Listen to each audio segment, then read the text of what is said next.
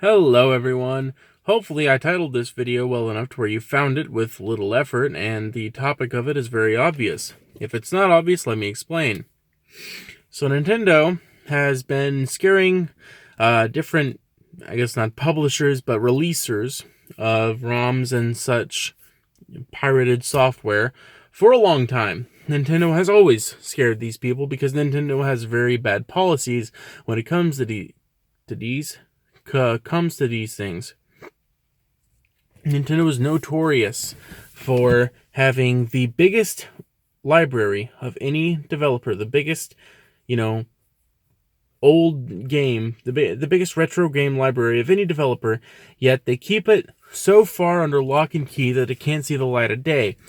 They keep it very strictly maintained. And why is this? Well, they say they want to conceal the profits themselves, which makes sense. But I'll get to that later. What the facts of the story are this. I don't know how to talk. There's a very popular ROM site. I've used it myself. It's called EmuParadise that has been functioning for 2 decades. Providing ROMs for old games and some newer games, but mostly old games for players to download and play on their favorite emulators. It was formed by an Indian kid who... well, he's not a kid anymore, but it was originally formed by an Indian guy who didn't have any consoles growing up in India, but the characters and games were very much, artifacts of his childhood due to popular culture. And he started the website EmuParadise to allow him and others like him to access these classic examples of pop culture long after they had been essentially all but, removed from easy access. And after 2 decades of functioning, this website will be changing. Now, it's not dying, but it might as well be, because it will no longer be providing downloads for ROMs. This is so sad. I've used EmuParadise myself. I love it to death. And the only reason they're doing it, really, is they cloaked it in a lot of euphemism, and they equivocated about it a lot in the... I guess not press release, but the information they released about it, they quibbled about it. Quibbled? Is that a word? I don't think that's a fucking word. Whatever. They quibbled about it, and they said, well, it's just because of increasing pressures. What we've done has always been in the ambiguous spot of, is it really legal? Is it not? And now it's just completely illegal. The problem is nothing has changed. The problem with them saying that is nothing has fucking changed except these companies' policies. And their company policies, by the way, are not fucking law. But whatever. You could argue that distributing a ROM doesn't... just turn my air conditioning on. You could argue that distributing ROMs infringes upon copyright because... it does. It's basically distributing software for free. But does it really qualify as a violation of copyright? No, not really, because the credit's always properly given. Does it fall under the purview of theft? Maybe. It really just depends on whether they've bought the game themselves and they have the right to have that file, because as anyone who's ever bought a game and read the fine print knows, even in the old days when you bought a CD, you were never buying the rights to that game.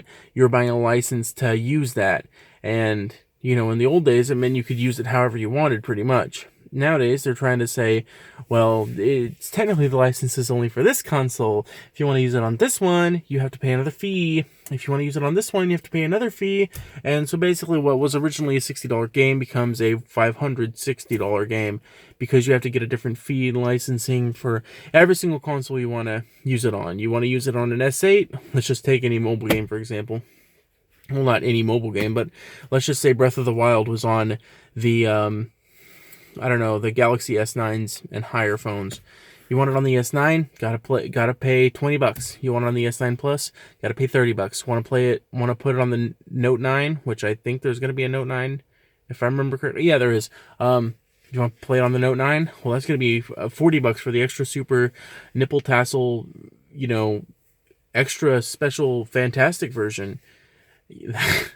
that's gonna they're gonna nickel and dime you to death. Is the point, and that's been happening for as long as I can remember. Fucking publishers have been doing this shit, but it's getting worse and worse and worse and worse. And I really think we really need to work on ways to fix this, because god damn it, this is not what we need in the gaming community.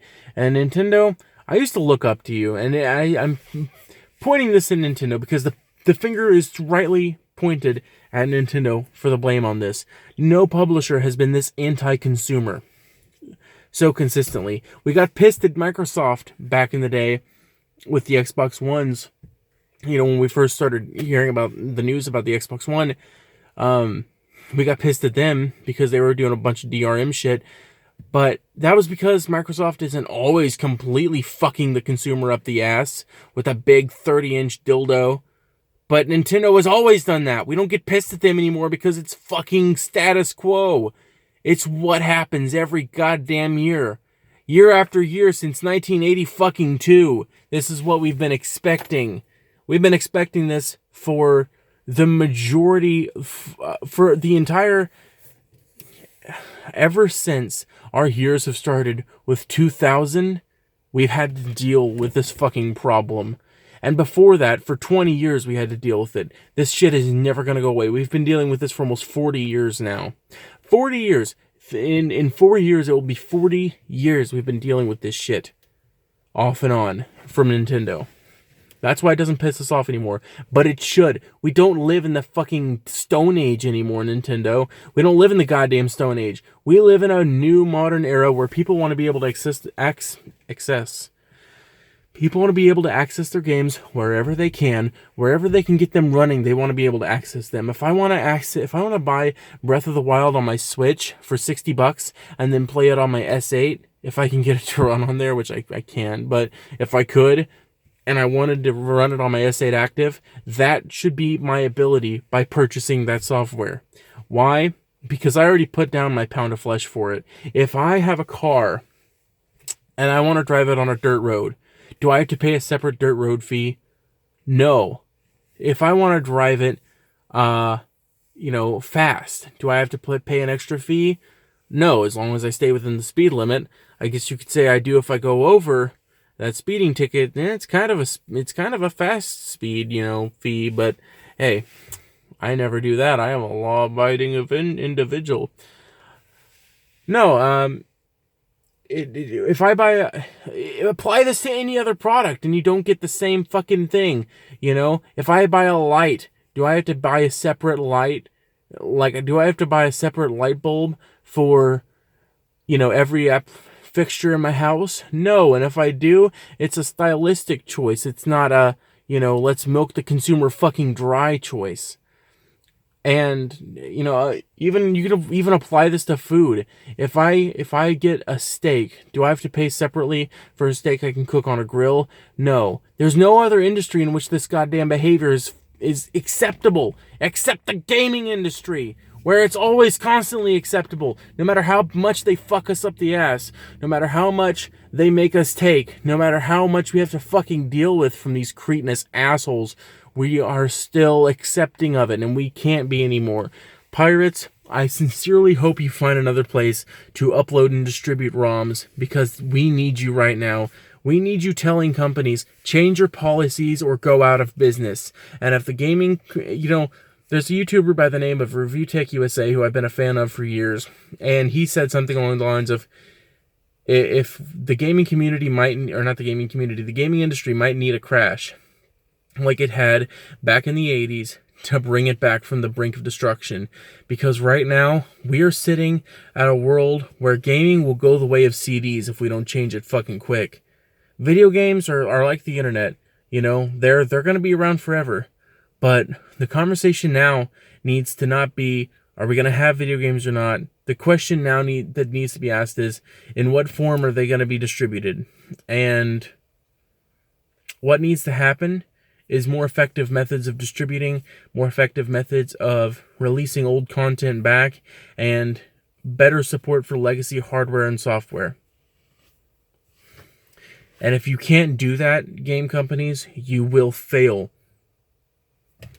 This is John D. Lambert signing out. Thank you for watching. If you enjoyed this video, listen to me burp.